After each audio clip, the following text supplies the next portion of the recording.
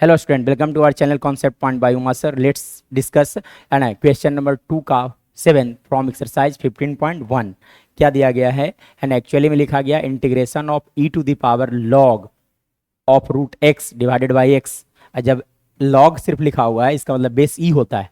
Already हम लोग जानते हैं कि बेस क्या होता है, ई। तो देखो एक फॉर्मूला होता है बहुत ही आसान सा कि log of a base B, अगर सी के पावर लिखा गया है तो सी को आप ए के पास भेज सकते हो और ए को सी के पास, ठीक है ना।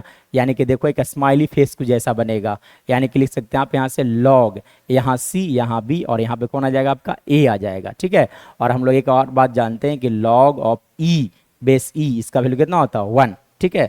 यानी कि अगर मैं बात करूं तो यहाँ से सेम लॉजिक अप्लाई किया जाए। एक्चुअली में क्या लिखा गया है, लिखा गया E to the power log root X, यहाँ बेस ई होता है ऑलरेडी जानते हैं हम लोग, बाई एक्स लिखा गया है, ठीक है। चलिए अब आप लिख सकते हो, इसके इस तरह से लिखा जा सकता है ई टू द पावर, एक्चुअली में अगर मैं बात करूं तो यहाँ से फर्दर अगर मैं बात करूं तो बाय यूजिंग दिस रिलेशन, इस रिलेशन को अगर यूज किया जाएगा तब आप क्या कर सकते हो कि रूट एक्स को नीचे भेज सकते हो, यानी कि root X to the power log of E base E divided by X D X. मतलब अगर फर्दर बात किया जाए तो इसका वैल्यू कितना आ गया, 1।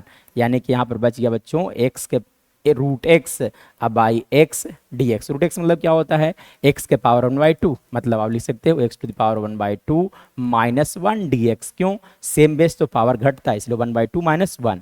यानी कि फर्दर अगर बात किया जाएगा तो एक्स के पावर -1/2 डी एक्स आ गया। अब इसे इंटीग्रेट कर लो आप X to the power N वाला फॉर्मूला से, तब लिखे जाएंगे X to the power 1/2 divided by 1/2 plus C. मतलब फाइनली आप लिख सकते हो 2 root x plus c. So this is our right answer of this question.